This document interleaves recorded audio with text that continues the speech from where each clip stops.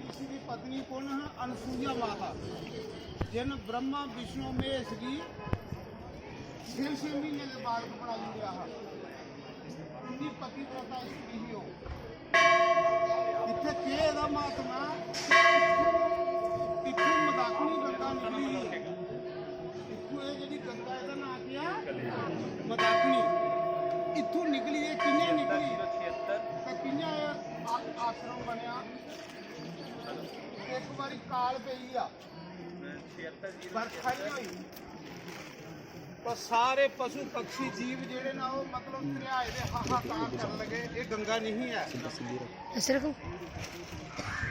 माता अनसुईया अत्रि ऋषि की अख लगी ते महाराज सारे जीव जंतु दरियाए दे प्यासे मरा देना है, तो कोई कृपा करो जिहदे कन्नै बारिश होवे। तो अत्रि ऋषि तपस्या कर लई पे, कहदे लई कि पानियां लई, जिथे पानी नहीं है। अत्रि ऋषि तपस्या कर लई पे, उन्हें हजारों साल तपस्या की थी। जिले तपस्या करते करते उनका गला सुकी आ, तो माता अनसुईया जिहड़ी है वो कोल शिव जी की पूजा कर लई पे। ते मेरे पति का उधर परे काटा है यार, परे काटा है, इतने जरूर करने दो। फिर क्या हुआ कि अत्रि ऋषि ने तपस्या की, उसको प्यास लगी और माता अनसुईया शिव पूजन कर रही। अत्रि ऋषि ने कहा देवी मुझे पानी पिलाओ, प्राण चले जाएंगे। तो माता अनसुईया फिर पानी कहीं है ही नहीं था, पर्वत से कहाँ जाएंगे। तो माता अनसुईया ने गंगा मैया से प्रार्थना की, हे गंगा माँ, मेरे पति के प्राण चले जाएंगे, मैं विधवा हो जाऊंगी अगर मेरे पति को पानी नहीं मिला।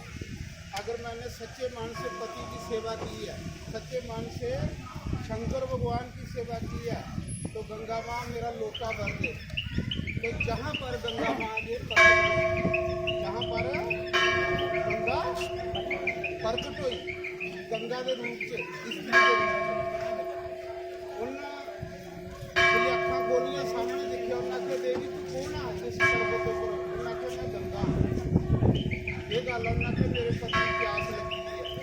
उन्होंने गंगा ने वो लोटा भरिया, अपने पति की पानी पिलाया।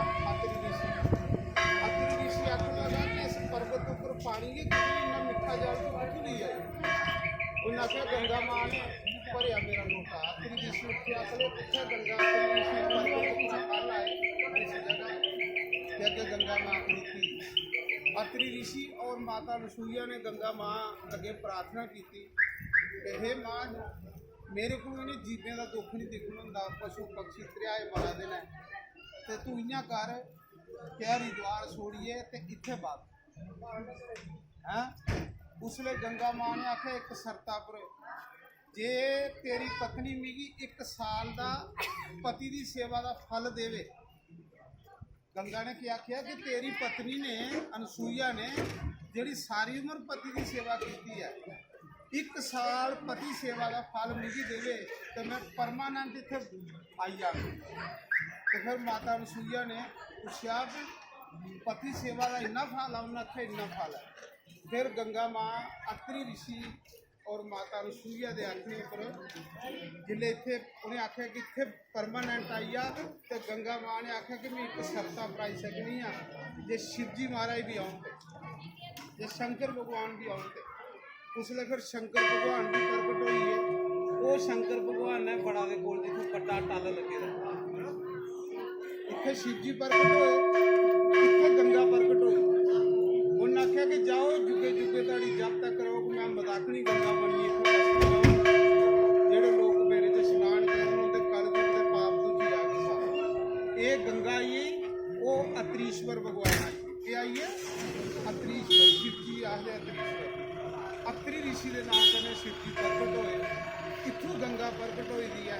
कोट पहाड़ा के दुआले दुआले शामी तुसें किश्तियों से दर्शन करने ना, उत्थे राम घाट आया जिथे राम जी ने 11 साल कटे। उत्थे तुलसीदास भी इस कलयुग च 500 साल पहले राम का दर्शन होए। उत्थे भी स्नान का महत्व, इत्थे जिन्हें जिन्हें स्नान